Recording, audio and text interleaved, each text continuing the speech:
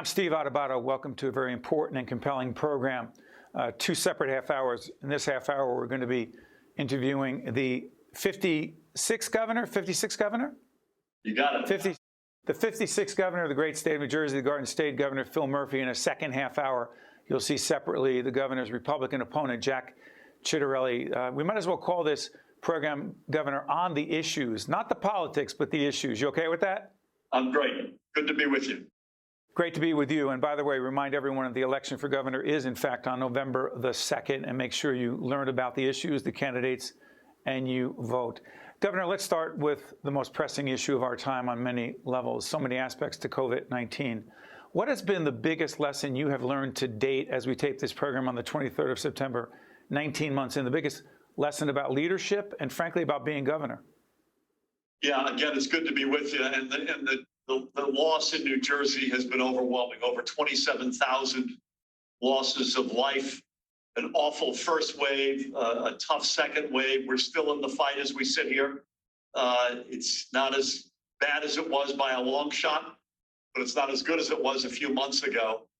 I wouldn't trade our hand with any other American state as I sit here in terms of the level of vaccination. We're among the most vaccinated. We've got the smallest number of ICU beds occupied by COVID patients of any state in America. Those are good facts, as tough as it still is. I think the biggest lesson in leadership, Steve, is to get a balance right.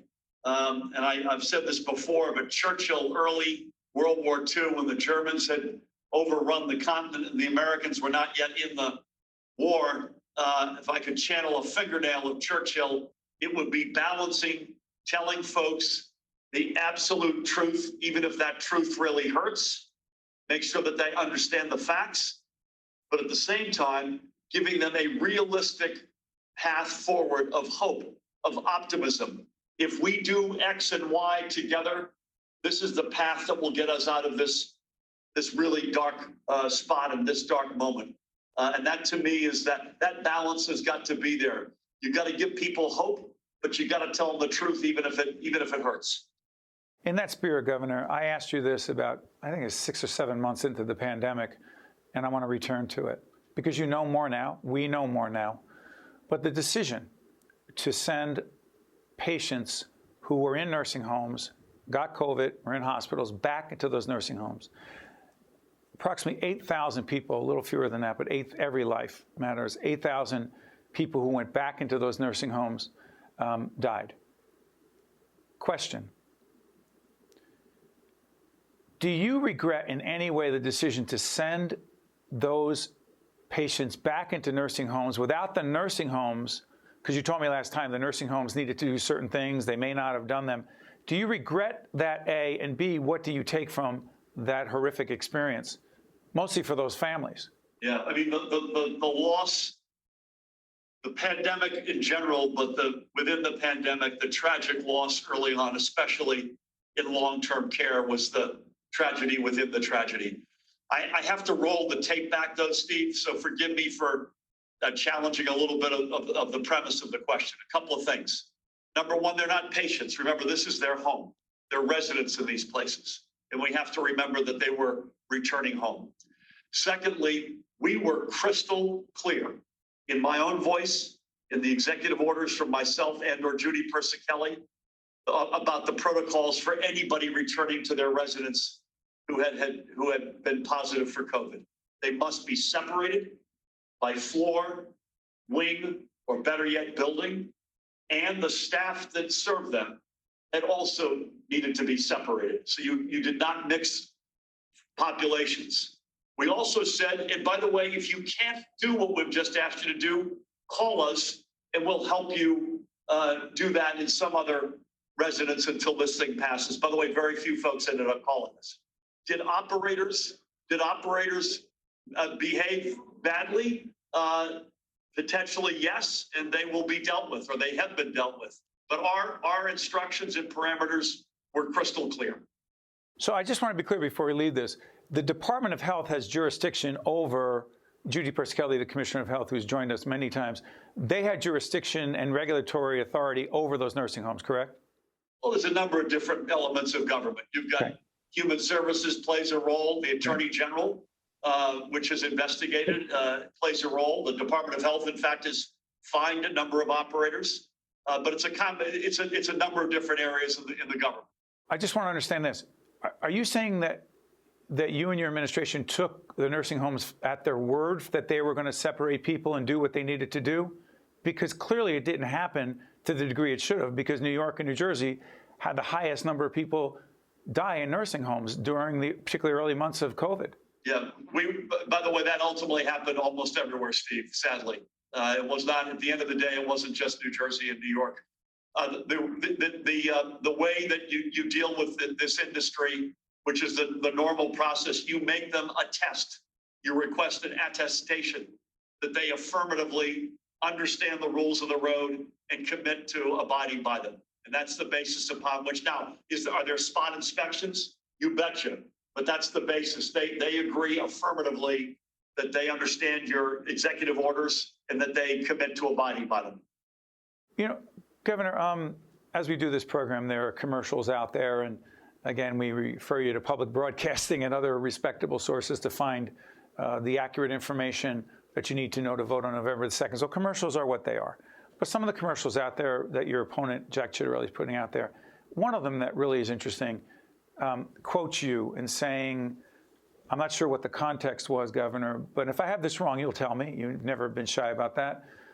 He keeps saying this over and over again that you said, and there's a spot of you saying that if you are a one-issue voter, that issue is taxes, we are probably not the state for you. What does that mean? Because his interpretation of it is that you don't care about the taxes people pay. Yeah, which obviously is not the case, and that was taken out of context. I will say this: if you're a one-issue voter and your issue is taxes, I can tell you right now, he's not your guy unless you're a millionaire or the CEO of a big corporation. The point is this: we inherited an affordability crisis in this state, among other crises.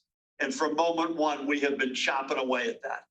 And we have had a laser focused, especially overwhelmingly, on the middle class and those who dream, as I did in my family growing up, who look up and want to someday get in the middle class. So when we talk about affordability, whether it's income taxes, property taxes, health care, how much college costs, how much access to childcare, that's what we have been attacking from moment one. And I would say, by the way, and this is also a fact, my opponent has said that he supports President Trump's policies. President Trump is the one and his party who pushed through the cap on the state and local tax deduction, which is the biggest tax increase on middle-class families in the history of our state. A $10,000 cap. You betcha. What has that done, Governor, to the state of New Jersey, particularly homeowners? I think its impact, Steve, has been masked by the pandemic. Now, first we saw the census results and all these folks who said there are moving vans up and down the state and people are leaving. Guess what? It turns out some of those moving vans were bringing people in, and our population grew substantially. Secondly, since the pandemic, even more so, as you know, and you and I have talked about it, you've had an outmigration from that vertical urban living and working reality into going to suburbs, and New Jersey has been a big winner in that respect. So I think those trends, or that trend in particular, has masked the hurt that middle-class homeowners, particularly our seniors. You know, someone said at one point not that long ago that the SALT cap, lifting the SALT cap would help wealthy homeowners only. My answer was, that person who said that hasn't been to New Jersey. This is overwhelmingly a middle-class homeowner, especially senior middle-class homeowner tax increase. And again, it was brought by President Trump, supported by my opponent. It's crystal clear. We got to undo that. I'm going to fight to get that cap lifted if it kills me, which it might. And yeah, I've heard you say that before, Governor. And you know what's interesting? State and local deductions, state and local taxes, SALT, that's what it stands for. I just want to be clear. And by the way, Governor, we asked people what would be the one question you would want to ask the governor and his opponent, and hundreds and hundreds of people. I want to thank all of our media partners for gathering these. But Governor, one question that came in, and there were so many people who asked it in different forms, and I want to ask you about this. When it comes to education and the mandates, public school education, the mandate for teachers as we speak on the 23rd of September, to be either vaccinated or to be tested on, define that regular basis, Governor? Probably somewhere between 1 to 3 times a week, depending on which district you're in and what the public health reality looks like in that district. So for the parents who are frustrated, me included, and again, there's no one to blame, the pandemic is what it is, what is the message you want to share with parents who are so uncertain because the schools are uncertain, because the virus is uncertain as to whether our kids are in, out, they have to be masked. They're not exactly sure who's vaccinated because teachers are not putting their hands up, if you will, or getting tested on a regular basis. What is your message to all of those anxious, nervous, and very concerned parents? First of all, I don't blame them. Count me in that same category. This thing has been brutal on our mental health, on our kids, on things like learning loss, the lack of being able to socialize. Who could blame anybody for being frustrated after what is now going on 19 plus months of this? So we've been guided, Steve, by 2 principles on the back to school reality. One is it's got to be safe. And we believe that mandate to get educators and all school staff vaccinated by the middle of October or face multiple tests, up to multiple tests a week. We think that is an incredibly important component. And by the way, important to note that educators start at a very high level of vaccination to begin with. So I can't give you an exact number. I don't know that anyone has an exact number, but it is meaningfully above the state's number. And our state's number is among the highest percentage of folks vaccinated in the country. And then on top of that, and again, it brings me no joy at all. We got to ask folks to wear masks, at least for now, everybody inside that school building, including the students. We think that combination keeps everybody safe. The other principle, I've already said it once, but I want to make sure everyone knows, we've got to push back against the learning loss. The learning loss was overwhelming, and we know that the best way to push back on that is to be in the classroom together. And those are the 2 guiding principles for us back to school. Governor, we're up against a quick break. I promise we'll be right back in just a few seconds. But I want to ask you this. A lot of people on social media also asked us this question, parents. Why not the virtual option?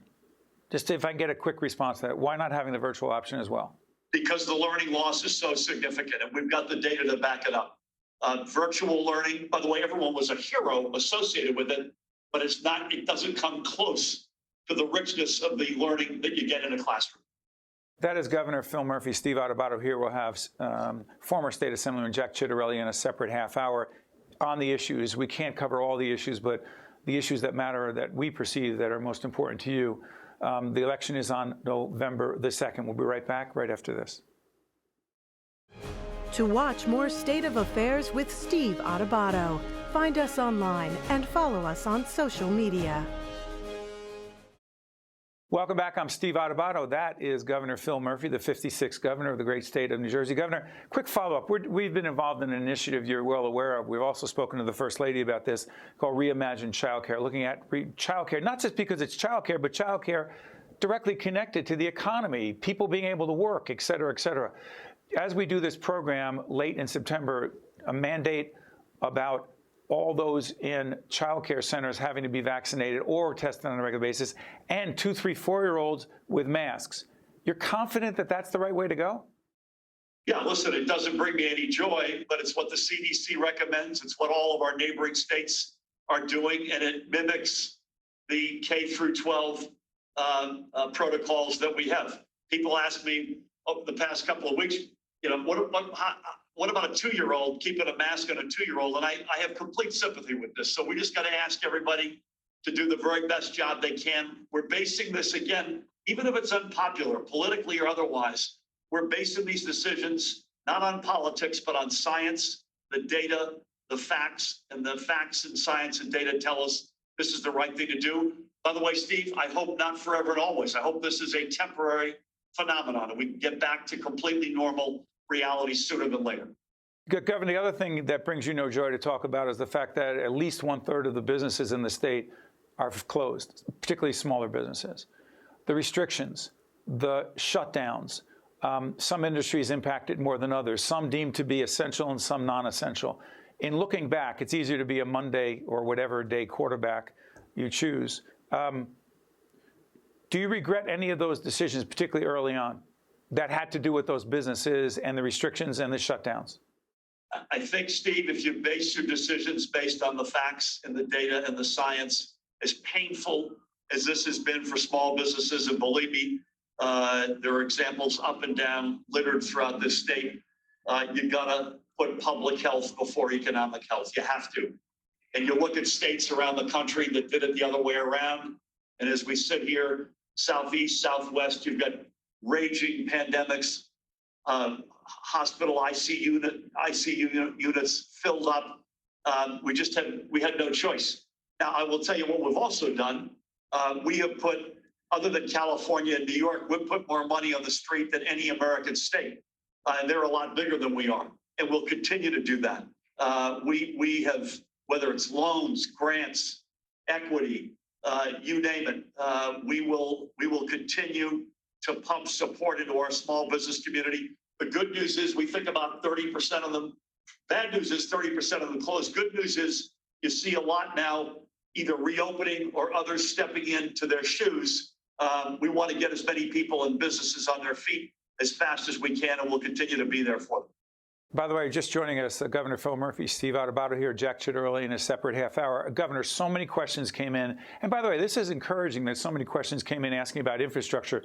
And as we do this program, follow what's going on in Washington, follow NJ Spotlight News, Metro Focus, and other places you can get accurate information on a day-to-day basis. Governor, infrastructure, energy, so many questions about that. Give me a minute or less on the combination of infrastructure, energy-related issues, and our economy. Yeah, it's a game changer for us. We're the most densely populated American state. We have a disproportionate share of legacy assets.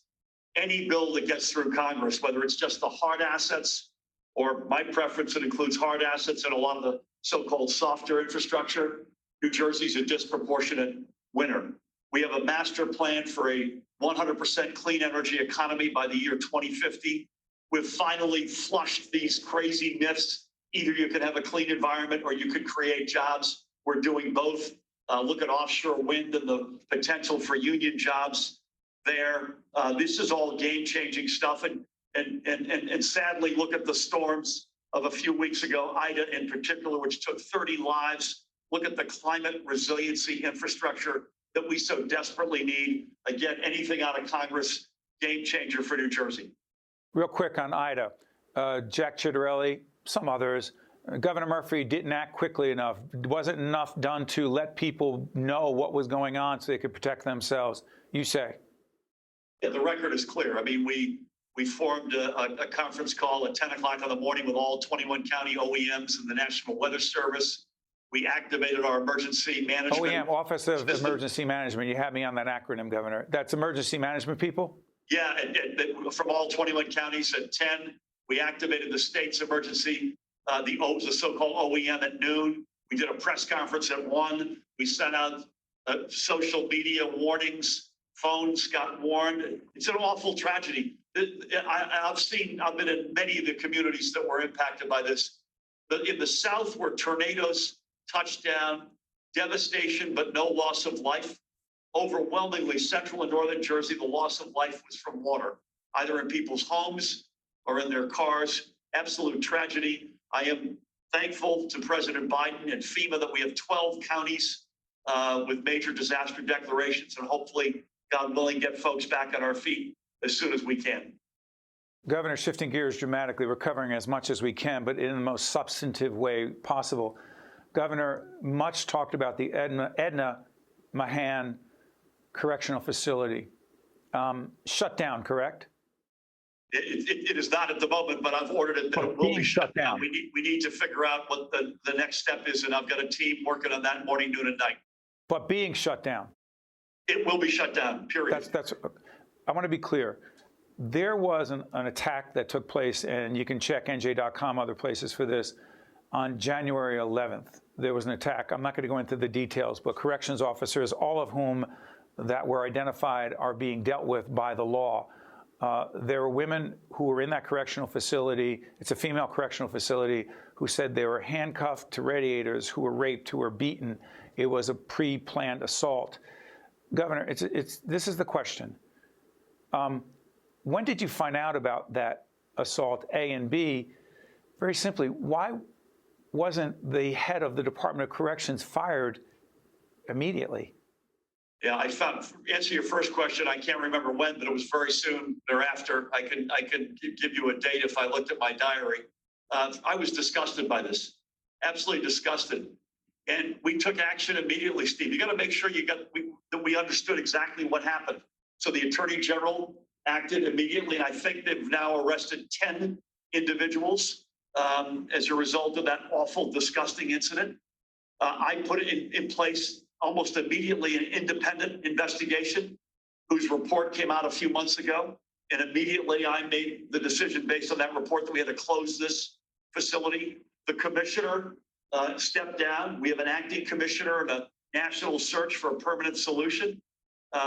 We need to turn the page here. And by the way, that awful incident in January was not the first one at that place. No, it was not. There was a history, Governor. It's been building for decades. Enough already. We got to turn the page and put this thing in our rearview mirror and do right by these people. Governor, you've been an advocate for women. You've spoken out on the Me Too movement on behalf of that movement. But I just want to ask you this. The Katie Brennan incident, and again, Google it and read whatever you choose to read about it, but Katie Brennan recently actually on public broadcasting talking about her experience. She was part of the 2017 campaign.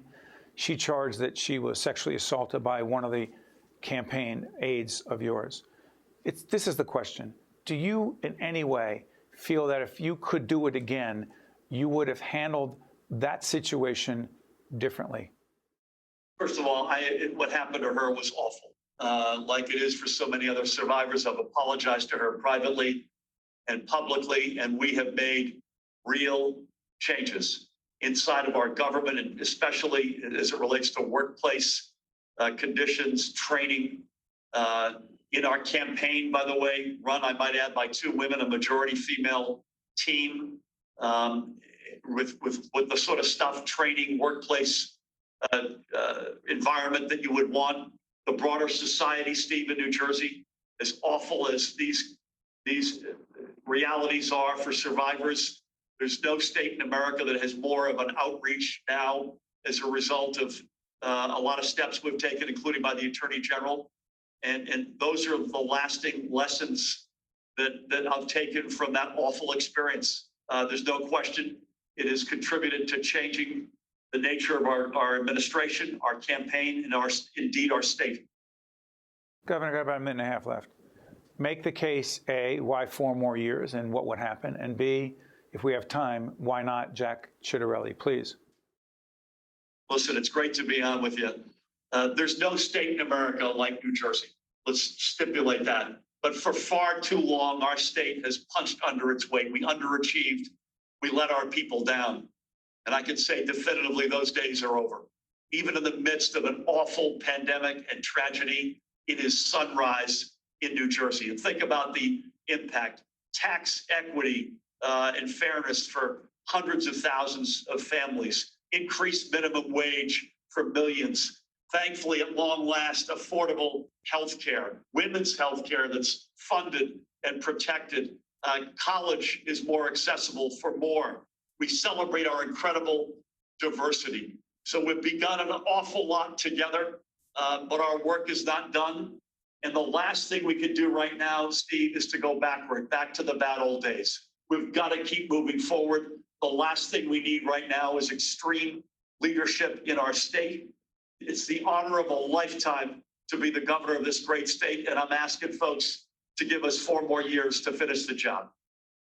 Governor, first and most importantly, on behalf of everyone on our production team and our partners and colleagues in public broadcasting, thank you for taking the time to be with us, to talk about the issues, to respond to every question.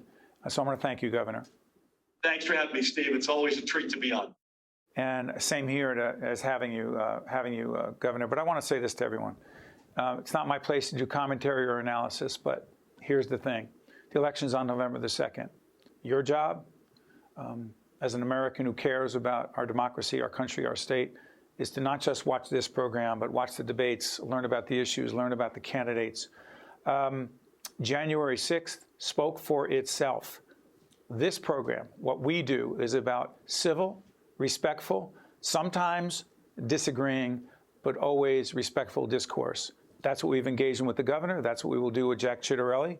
But just remember that it is your job not only to learn about the issues and the candidates, but to vote on November 2nd. Because last time I checked, Governor, democracy is not a spectator sport. Thank you, Governor Murphy. You got it. Thank you, Steve. I'm Steve Adubato. We thank you so much for watching.